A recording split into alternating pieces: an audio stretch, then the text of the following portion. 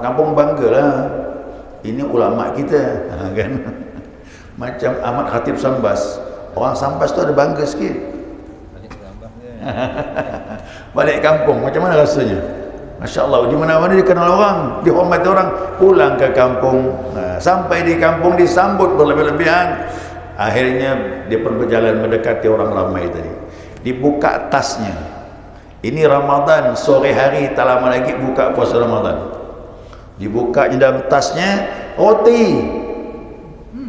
Roti diambil, dikunyahnya roti, diminum air. Orang pun tengah kumpul tadi bingung, terdiam.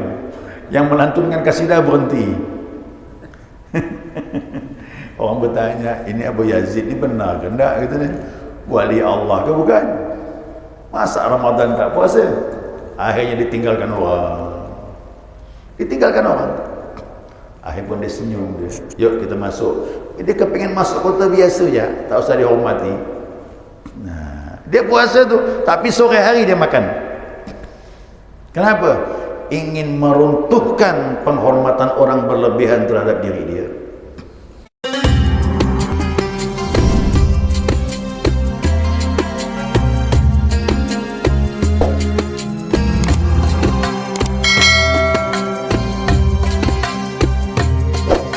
Bismillahirrahmanirrahim. Alhamdulillahirabbil alamin. Allahumma shalli ala nuril anwar wa sirril asrar wa tiryakil aghyar miftahi babil yasar sayyidina wa maulana Muhammadin al-mukhtar wa alihi al-athhar wa ashabil akhyar adada ni'amillahi wa ibadalih.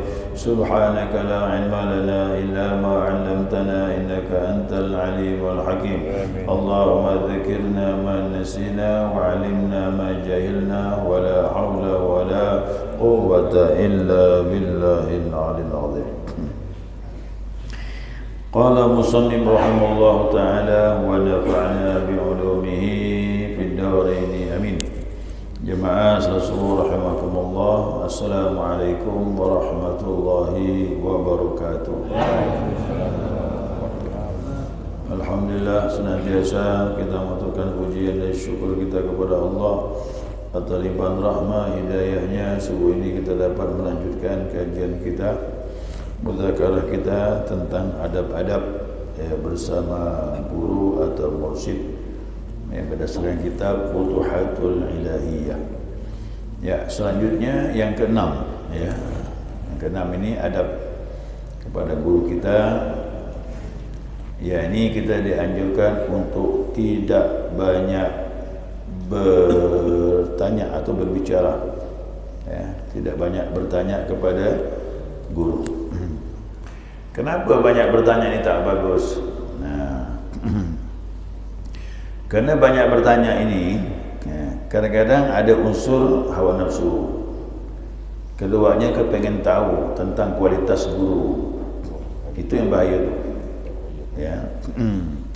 Nah, boleh kita bertanya selama kita membutuhkan jawaban. Itu saja niatnya.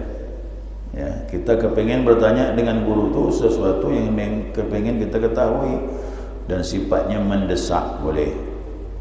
Kerana di hadapan mursyid ini sebenarnya tak boleh banyak tanya. Ingat kemarin antara Nabi Musa dengan Nabi Khidir. Apa yang dilakukan guru tadi, bingung murid. Bertanya. Nah, udah aku bilang dah, kau tak sabar ikut aku, kata dia. Ya kan? Nah, itu sebenarnya adab di dalam ilmu ini. Ilmu bertarekat, ilmu tasawuf seperti itu dia. Jadi boleh bertanya, sifatnya mendesak.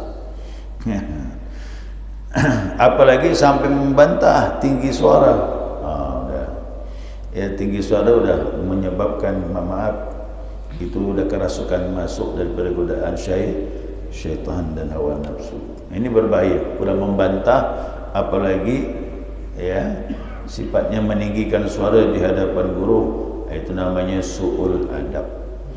Su'ul adab ini menyebabkan tertutupnya dia, mahjub. Tertutup, terdinding antara dengan Allah Subhanahu wa taala. Kerana pintu Allah itu akan dibuka kalau kita beradab dengan kekasihnya, orang-orang yang dicintai oleh Allah Subhanahu wa taala. Kerana mursyid ini termasuk orang yang disayangi oleh Allah Subhanahu wa taala. Nah, kemudian berikutnya, adab kita ingin bertamu, sampai ini disampaikan ni. Kalau kita kepingin bertamu, cari waktu. Nah, cari waktu yang kira-kira guru ni ada waktu istirahat. Nah, jangan sekali pada saat dia sedang istirahat, atau dia sedang mengerjakan pekerjaannya. Apa makna istirahat guru ni? Biasa guru tu ada jam tidur dia. Biasanya guru tu tidur, ada tidur siang namanya tidur kailulah. Tidur kailulah ni pengamal zikir tarekat dipakai. Mursyid tetap dia tidur sebentar sebelum zuhur. Jangan menjelang zuhur datang ke rumahnya. Boleh jadi dia sedang tidur, itu namanya tidur kailulah. Tidur kailulah ini untuk menguatkan kita bangun malam, beribadah kepada Allah Subhanahu Wa Taala. Kerana ini ittiba'. Tidur kailulah ini ittiba' kepada Nabi Muhammad sallallahu alaihi wasallam. Artinya di luar daripada itu silakan. Kalau memang kita ketahui ini guru ni jam istirahatnya pagi datang. Kalau dia sore datang. Kalau malam biasanya sibuk guru-guru ni. Pertama dia ngajar, kemudian pulang sebentar dia nyambung ibadah, kemudian tidur tengah malam bangun lagi.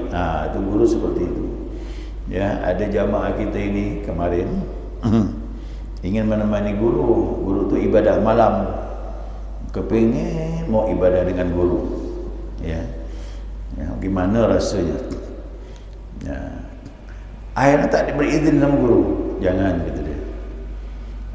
Jadi jangan kita kecewa. Boleh jadi kau tak mampu ikut aku. Itu maksud dia. Kerana guru tu kadang-kadang jam 12 mulainya. Kita ni jam 2, kadang jam 3, kadang nah, kalau kita paksakan ikut guru jam 2 tu, jam 12, nanti kita ngantuk-ngantuk tertidur sebagainya. Bahkan maaf, dia tak senang itu. Dia lagi berhubungan dengan Allah, rahmat Allah datang kepadanya, sedangkan ada di sekitar dia orang-orang yang lalai kepada dia tidak mau seperti itu. Jadi apapun yang dilakukan, kalau dapat izin boleh, kalau tak dapat izin jangan dipaksakan. Jangan dipaksakan. Ini hal-hal seperti ini pun juga termasuk di dalam adab. Nah, kemudian ketika kita ngomong dengannya, carilah bahasa yang bagus. Bahasa itu diatur. Saya kira semua tahu, kalau bahasa Melayu pun ada yang halus, ada yang kasar. Bahasa Jawa ada yang halus. Itu nama kok sama guru tu, dia harus pakai bahasa yang baik, yang halus dia. Orang Madura juga gitu. Ada bahasa halus, bahasa kasar. Dia tahu betul.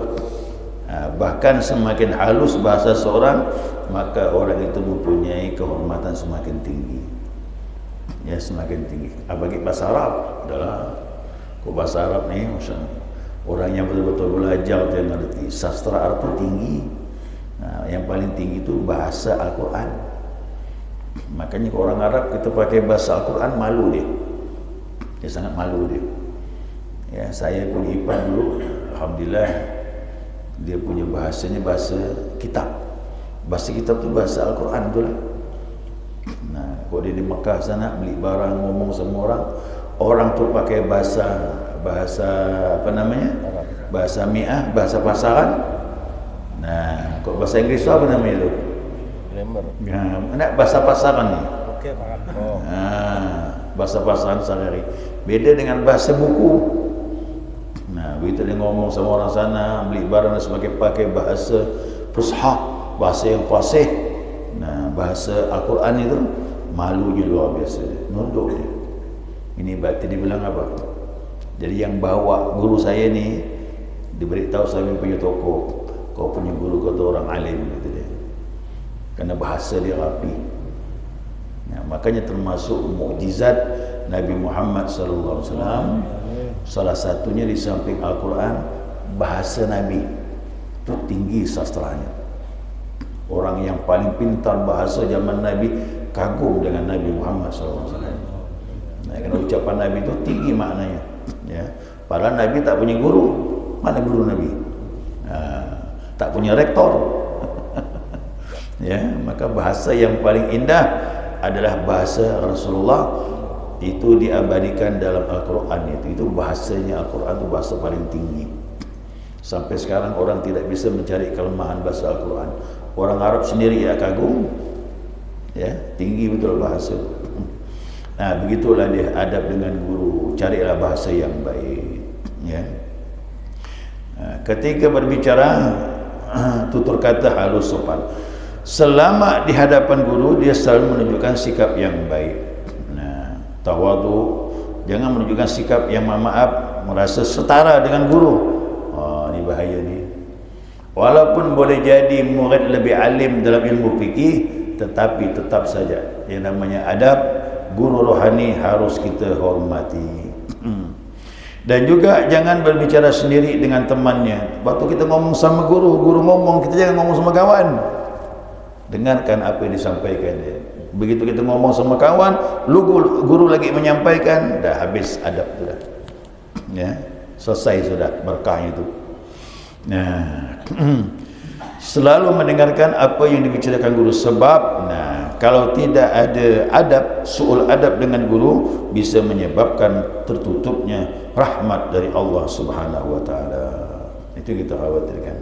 Makanya kadang-kadang orang bertanya sama saya, Pak Ustaz, kenapa orang-orang bertarikat ni banyak pengikut tapi kurang hasil? Saya bilang ini termasuknya adab ini yang kurang, ya. Nah, jika kita berhadapan dengan guru, datang kepadanya, jangan lama-lama. Ingat tu, kita datang bertamu dengan guru punya keperluan, jangan lama-lama. Nah, cukup sampaikan maksud, selesai maksud, baliklah udah. Jangan lama-lama. Ya. Nah, kadang guru tu ada yang dia senang kita lama-lama, kadang juga dia tak senang. Karena dia ni kadang-kadang mau ibadah ya. Jadi kalau ada keperluan, jangan sampai kita menyita waktu dia. Orang seperti ini sukanya ibadah. Maka saya ngomong sama Bali, ngomong senang menyampaikan tu. Dan dia pun tak nyuruh saya balik. Kalau dia suruh saya balik saya. Duduk ngomong dia menyampaikan. Kalau sedang menyampaikan, enak menyampaikan, takkan mungkin kita meninggalkannya, ya kan? Begitu pas jam 2 tu saya ngomong sama dia tu, dia tahu tu jam 2 berhenti dia. Istirahat kan ibarat istirahat tu salat, kata dia. Jadi istirahat tu dengan salat. Jadi habis ngomong langsung salat qiyamul lail dia. Kita tidur. Mana mampu kita neruskan tak tidur lebih pagi. Cuman kita ni beradab dengan guru, tak mungkin kita meninggalkan dia. Tapi kalau dia sudah berhenti ngomong, udah kita permisi dah udah. Pandai-pandailah kita melihat mimik wajah dia tu. Kira-kira senang tak kita lama-lama? Kau senang, boleh kita bertahan. Kau tak senang, angkat kaki kalau udah. Ya, angkat kaki sudah. Nah, cukup seperlunya saja, kecuali apabila guru menginginkan untuk tinggal lebih lama. Begitu kita permisi guru, saya ada perlu ni, nantilah, kata dia. Jangan beranjak tu. Jangan beranjak, tetap duduk situ. Kenapa? Ada hikmahnya ingin disampaikan, itu bermanfaat bagi kita. Dan juga ada rahmat Allah yang terselip di balik itu semuanya, yang tidak kita pahami. Karena guru ini kalau sudah ngomong itu, dia ngomong itu atas petunjuk Allah Subhanahu wa taala. Makanya kalau ketemu sama Abah Hanung tu, kata Abah Ali ni, 10 menit 10 menit dia ngomong, 10 menit selesai, jalan. Tak bisa lama-lama. Tak bisa jamaah ni ngomong sama saya dari habis salat subuh sampai terbit matahari. Terbit matahari naik waktu duha. Kadang kita ngomong jam 7 pagi ni, baru kita bubar di sini ni. Tak bisa. Kalau sama mursyid, waktu tu berharga bagi dia. Omongan pun yang penting-penting. Kenapa? Dia sudah berakhlak dengan akhlak Nabi Muhammad SAW. Nabi itu ngomong singkat padat. Guru juga begitu, ngomong singkat padat. Tapi kalau dia menginginkan kita lama-lama duduk, silakan kita duduk. Kalau tanpa izin dia, jangan duduk, silakan kita beranjak. Nah, kemudian lagi dia bilang, yang ke-8, jika datang untuk bertamu dengannya, Jangan ada yang ditutup-tutupi. Ya, terus terang apa yang ada pada diri kita sampaikan. Maaf ya, bahkan termasuk aib diri kita sampaikan. Jangan sampai kita nyampaikan yang baik-baik, yang muluk-muluk, tapi yang tak bagus kita sembunyikan, nanti dia yang buka. Nah, itu yang berat tu. Ya, dia yang buka ni. Padahal kita ni maaf di hadapan guru ni seperti doktor. Dia guru rohani, doktor ingin memperbaiki roh kita ini. Maka yang jelek pun kita sampaikan biar dia memperbaikinya. Nah, maka dulu di masa Nabi Muhammad SAW itu pernah saya sampaikan, kenapa Nabi itu menyampaikan tidak ada yang sama. Ada orang datang, ya Rasulullah, ayul a'mali afdal, apa sih amal yang paling baik ni? As-salatu li waqtiha, salat tepat waktu. Tak lama besok rusanya ada orang datang, apa salat ibadah paling bagus ya Rasulullah? Birrul walidain, berbakti kepada kedua orang tua. Ada lagi yang datang lagi, ya Rasulullah, apa amal yang paling baik? Jihad. Ya. Tak lama datang lagi orang nanya, ya Rasulullah, aku mau jihad. Kau ada punya orang tua? Ada. Buat baik sama orang tuamu, itu lebih abdal daripada jihad. Berapa hari berikutnya datang lagi orang nanya dengan Nabi, ya Rasulullah, apa amal yang paling baik yang menyebabkan aku masuk surga? La taghdab, jangan kau marah. Sama tak jawabannya? Sama ke tak? Beda-beda Pak. Jadi kalau tak ngerti ilmu hadis, ni amal paling baik salat tepat waktu. Hadis yang lain, amal yang paling baik menyebabkan masuk surga, jangan suka marah. Mana yang benar ni? Semuanya benar. Nabi itu memberi jawaban sesuai dengan penyakit orang yang datang. Buat jawabannya. Ini ulang kitab Iqazul Himam tu, Sarah Al-Hikam. Jadi waktu orang datang, Nabi berkata sama dia, amal yang paling baik untuk aku apa ya Allah? Jangan kau marah. Ternyata yang datang ini orangnya temperamennya tinggi, emosi. Makanya Nabi beri jawab untuk seolah-olah ni ya, untuk engkau bukan yang lainnya. Jangan marah, itu menyebabkan amalmu hancur, rusak. Maka diperbaikilah sifat emosinya. Lalu yang datang tadi ada yang nanya, ya Rasulullah, mana amal yang paling baik? Jihad. Kenapa? Ini orang penakut, takut mati. Obatnya tak ada lain, jihad, kata Nabi. Akhirnya berani jadi jihad dia. Kan bahaya kan kalau takut mati. Maka zaman Nabi itu sedikit yang takut mati itu. Kenapa? Semuanya siap untuk jihad di jalan Allah Subhanahu Wa Taala. Yang ketiga datang lagi, ya Rasulullah, apa amal yang aku ingin berjihad? Nabi lihat nih, ternyata orang ini tak ada masalah dengan orang tuanya. Kau punya orang tua, kata Nabi? Ada ya Rasulullah. Berbakti sama orang tuamu, perbaiki dirimu dengannya, itu lebih baik daripada jihad. Artinya apa? Percuma kita salat, jihad, kalau orang tua kita tak senang dengan kita, habis amal kita. Jadi Nabi beri jawaban macam mana? Sesuai dengan penyakit orang yang datang. Ada yang datang, apa amal yang paling abdul Rasulullah? Salat tepat waktu. Kira apa jawabannya?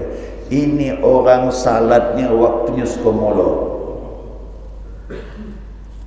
Maka Nabi bilang, seolah-olah bilang, untuk kau ibadah yang paling bagus salat tepat waktu. Kenapa? Nabi dibukakan oleh Allah, kau salat suka akhir waktu.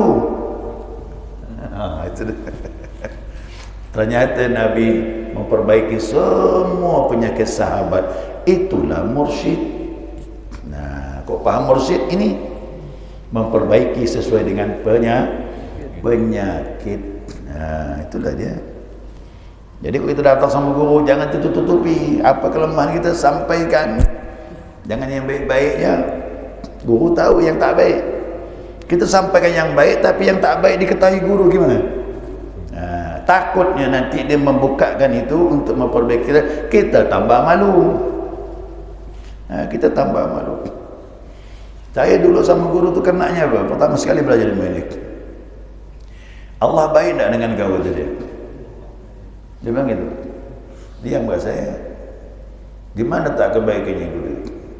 Yang paling baik Allah dengan kita ni, dia menutup kekurangan kita, yang dinampakkan yang baik-baik saja, sehingga orang menghormati engkau.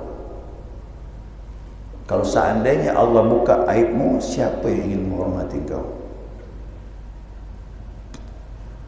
Itu dia renungan saya tu, Pak. Ya Allah, ternyata kita ni kepingin orang tahu yang baik-baik ya. Makanya Allah disebut namanya As-Sattar. Apa Sattar tu? Yang menutupi aib-aib kita ini. Jadi kata guru saya bilang, kalau Allah buka kau punya aib, kemanapun kau berada, kau tak akan dihormati orang lain. Nah, di hadapan mursyid begitu saya. Bawa saya tahu, ternyata kita ni tak usah merasa lebih baik. Merasa baik ya tak boleh. Apalagi merasa lebih baik. Kenapa? Kita dalam perjalanan, belum sampai kepada tujuan kita. Nah, jadi sampaikan apa adanya kekurangan-kekurangan kita di hadapan guru itu. Tapi ingat, jangan depan orang. Nah, biasakan 4 mata sampaikan. Ada masalah sampaikan. Nah, begitu juga kadang-kadang ni gini, ada orang bermasalah, dia menyampaikan masalahnya seolah-olah orang lain jahat, dia ini kan buat sebelah namanya ni. Nah, gitu kan. Kalau ada perempuan dia, seorang isteri itu selingkuh, datang ngadu, isteri itu selingkuh begini. Kita ni kan tak tahu apa sebab dia selingkuh. Boleh jadi gak salah suaminya, boleh jadi gak salah suami dia sampai dia buat begitu. Nah, ini kita tak adil. Apa masalah kita sampaikan ini seolah kita saja yang baik, orang lain salah. Nah, maka dari itu kok di pengadilan tu nampak-nampak seolah-olah ya yang bersangkutan ini benar, tapi di ujung akhir sidang dia jahat. Nah, itu kadang-kadang kita malu tu, Pak. Ya, maka jangan nak main-main ke pengadilan, di ujungnya kita yang salah. Ya, kalau jujurlah pengadilan itu ya, itu takutnya begitu. Di hadapan guru semua seperti itu. Begitu juga jika menceritakan kepada orang lain apa yang disampaikan guru, jangan ditambah-tambah. Nah, ini Pak, penyakit orang tarikat ni, yang tak dibuat guru pun ditambah-tambah. Ya, hampir Sabtu saya kok buka medsos tu kan, nah dia bercerita tentang gurunya, terlalu berlebihan, para guru tak pernah buat, tetapi dia sampaikan di YouTube itu hal yang berlebih-lebihan tentang guru dia. Tak boleh. Gurunya pun marah, kau tahu. Gitu kan masalah Abah Hanum tu. Ada karamah Abah Hanum disebutkan di YouTube itu. Saya tanya sama Abah Ali, ini bohong, ini bohong, ini bohong semua kata Abah Ali. Nah, rasanya pengen meninggikan guru, tapi salah. Kenapa? Kita menambah sesuatu yang tak dibuat guru, dan kita menambah sesuatu yang tak diomongkan guru kita. Tu apa ni? Saya lihat ni 10 karamah Abah Hanum. Bayangkan tu. Saya tanya sama Abah Ali, ini bohong, yang ini bohong, tak ada. Yang benar mana? Ini ya, satu yang benar. Itu pun saya ada hadir waktu itu. Ini tidak boleh. Nah, kadang-kadang yang lain-lain pun lebih parah lagi tu. Saya buka YouTube tu, kok YouTube ni ya Allah, nampak medsos apa tu? Media sosial. Nah, menceritakan tentang hal perihal orang lain, belum tentu dia benar. Nah, ya, belum tentu dia benar. Kok cerita para wali ni udahlah di YouTube tu tak banyak tak betul. Ya, banyak tak betul. Maka saya bersyukur ketemu guru ni, guru yang meredam dirinya, tak pernah menceritakan hal-hal kelebihan dirinya. Tapi guru beliau seperti Abah Hanum tidak ada pernah bercerita tentang dirinya. Nah, kalaupun ada orang tertentu yang mengetahui, tapi ingat jangan menyampaikan melebihi dari apa yang kita ketahui. Ini namanya juga adab. Nanti dia marah juga dia, walaupun sudah meninggal, sama gitu. Ya, kena kita ada adab dengan guru. Dan yang terakhir, yang ke-10, jangan cerita hal buruk tentang diri dia. Guru ni ada tak kesalahannya? Ada, kerana dia bukan Nabi. Mohon maaf ya, mursyid itu bukan Nabi. Memungkinkan ada kekeliruan. Hal-hal yang kita tak cocok apa dibuat dia, yang menurut syariat itu masih dimaafkan, bukan terlalu termasuk hal-hal yang jelek, maka kita permaklumkan. Apalagi itu terjadi dulu, ya, telah diperbaikinya. Nah, kalau guru, maaf, ada satu permintaan kita tak dikabulkannya, jangan kita menyalahkan guru seolah-olah tak perhatian semua murid. Ada hikmahnya, ya, ada hikmahnya. Yang lebih bahaya lagi, ada perbuatan guru seolah-olah melanggar syariat. Ini yang bahaya ni. Padahal tidak melanggar syariat kerana kita tak faham. Contoh, ini contoh ni ya. Nah, tapi jangan ditiru. Ini cuma contoh je, jangan ditiru tapi. Nah, begini. Abu Yazid, ya, dia ni masyhur, di mana-mana dikenal orang. Masyhur Abu Yazid ni. Kalau dia bertemu orang minta doa, cium tangan dan sebagainya, dia paling risih lah, dihormati itu. Tapi namanya manusia kan. Lalu dia ni daerah Bistam. Nama Bistam itu daerah Bistam, di daerah Iran sana. Nah, begitu dia ke pulang kampung, kepengin kembali ke kampung, ternyata orang kampung dah berkumpul semua. Kumpul ramai. Ya. Di gerbang kota Bistam itu, orang kampung sudah menyambutnya dengan arak-arakan, dengan lagu-lagu kasidah dan sebagainya, mengagungkan seorang waliullah. Abu Yazid sama kawannya dari jauh dia mandang 200 meter. Apa pula seperti ini? Dihormati berlebih-lebihan. Orang kampung menyambut di pintu gerbang. Orang kampung banggalah. Ini ulama kita, kan? Macam Ahmad Khatib Sambas. Orang Sambas tu ada bangga sikit. Balik kampung, macam mana rasanya? Masya Allah, di mana-mana dikenal orang, dihormati orang. Pulang ke kampung, sampai di kampung disambut berlebih-lebihan. Akhirnya dia pun berjalan mendekati orang ramai tadi. Dibuka tasnya. Ini Ramadan, sore hari, tak lama lagi buka puasa Ramadan. Dibukanya dalam tasnya roti. Roti diambil, dikunyahnya roti, diminum air. Orang pun tengah kumpul tadi bingung, terdiam. Yang melantunkan kasidah berhenti. Orang bertanya, ini Abu Yazid ni benar ke tak? Kata dia, wali Allah ke bukan? Masa Ramadan tak puasa? Akhirnya ditinggalkan orang. Akhir pun dia senyum dia. Yuk kita masuk. Dia kepingin masuk kota biasa je, tak usah dihormati. Nah, dia puasa tu, tapi sore hari dia makan. Kenapa? Ingin meruntuhkan penghormatan orang berlebihan terhadap diri dia.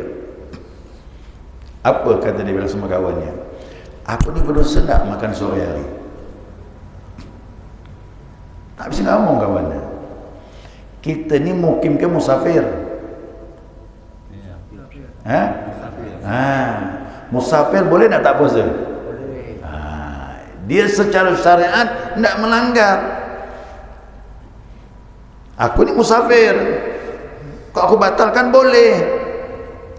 Secara syariat kena tak? Tak, lepas dia. Yang kedua, dia tidak mau dihormati berlebih-lebihan, dia runtuhkan penghormatan orang semuanya dengan perbuatan tadi.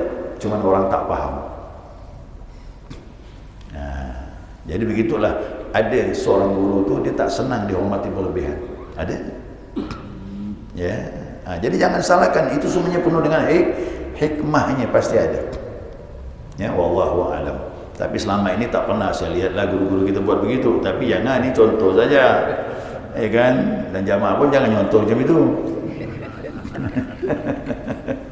Nah, ini hikmahnya seperti itu. Jadi ada seorang guru yang tak suka, tak senang dia dibesar-besarkan berlebihan. Nah, ini kadang-kadang ni orang ni malamlah ilmu ini ni. Ini cerita kawan kita ni. Bayangkan begitu dia belajar sama kita, tak suka dia, biasa-biasa je. Cari guru ni hebat, luar biasa. Tapi itu tadi ujung-ujungnya nyeleneh. Dan dia belajar sama gurunya sudah masuk langit berapa? Langit ketiga dah kata dia. Langit di mana ketiga kau masuk? Bayangkan. Jadi cerita ni cerita nyeleneh. Syaitan bawa halusinasinya, khayalnya, padahal dia khayalnya naik ke atas, sangkanya naik ke langit. Padahal cuma khayal. Jadi hati-hati, memang dia tu senang dipuji-puji, dibesar-besarkan dan sebagainya, padahal dia salah. Dia salah. Itu halusinasi, godaan daripada syaitan. Maka kalau ada guru yang benar, insya-Allah biasa je kita ni beramal seperti ini biasa, insya-Allah. Yang penting kita kepengen hati kita bersih, itu yang penting, semakin dekat kepada Allah. Itu saja tujuan bertasawuf. Bukan kelebih-kelebih ni kita cari. Nah, kalau ada orang bertasawuf, bertarekat cari kelebihan, salah jalan. Bukan itu jalannya dan itu bukan tujuannya. Apa kata Abah Nun bilang? Kelebihan yang kau dapati waktu berzikir itu simpan baik-baik supaya langkah ke depannya lebih mantap. Kalau kau ceritakan itu sama dengan perempuan haid. Sama dengan perempuan haid. Malunya perempuan waktu haid, tak boleh masuk masjid. Kalau Ramadan tak puasa. Itu aib bagi orang ahli tarekat. Kalau kelebihan yang dia dapat dia ceritakan sama orang, ditutup serapi-rapinya. Itu antara murid dengan guru saja. Ya. Jadi gitu jamaah, kau dapat kelebihan tak boleh diubah-ubah. Jangan dia ngomong sama orang, takutnya tambah fitnah. Bukan tambah benar kita, takutnya dipitnah. Orang tak faham, diomongkan hal yang tak baik, akhirnya kita rusaklah nama kita ini. Nah ini makanya guru ini, dia ni guru rohani, dokter spesialis, ya, ingin mengobati hati muridnya. Jadi kalau ada aib-aib di hati kita sampaikan, nanti dia perbaiki. Ya, nanti dia perbaiki. Saya tidak malu kalau masalah aib saya sampaikan. Makanya saya dengan Abah Hanum tak pernah apa-apa dengan Abah Ali, kecuali minta doa dan bimbingan, itu saja. Kamu minta apa? Saya minta bimbingan. Terus doa, itu saja. Kawan saya bawa surat tanah. Apa ni? Tak laku-laku ni bang, tolong doakan. Aduh, cerita ni kalau ketemu guru gitu lah dia. Kita ketemu guru tu minta bimbingan, minta doa. Ini cerita dunia dia bawa. Benar, saya lihat orang yang datang ada guru tu macam-macam masalah. Ada lagi seperti itu si Soraya tu dengan Abah Hanum, kawan si sekamar 3 malam di sana. Itulah istrinya selingkuh. Kau pengamal zikir ke? Dah. Bukan pengamal zikir, bukan ikhwan dan akhwat. Cuman ada perlu urusan istrinya selingkuh saja. Dikasih Abah Hanum Asmaul Husna 4 macam. Amalkan ini kata Abah. Cuman itu ya Abah kasih. Nah, tak tahulah apa berita setelah itu. Saya pun balik ke apa dia nak.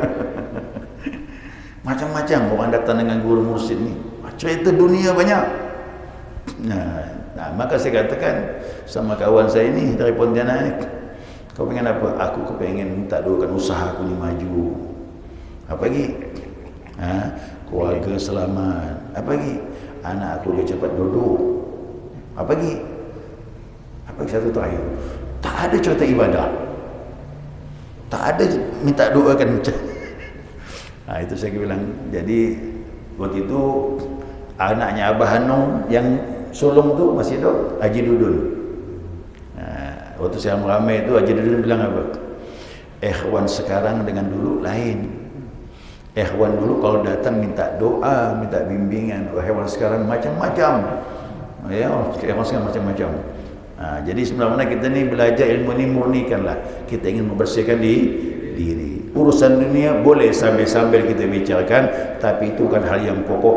Itu sambil-sambil saja pokok. Bagaimana memahami ini dan bagaimana istiqamah mengamalkan zikir ini, insya-Allah. Mudah-mudahan hati kita semakin bersih, ya, semakin mantap iman kita waktu kembali kepada Allah Subhanahu wa taala. Amin ya rabbal alamin. Sekiranya cukup. Ya subhanakallahumma wa bihamdika asyhadu an la ilaha illa anta astaghfiruka wa atubu ilaik. Allahumma shalli ala Muhammad.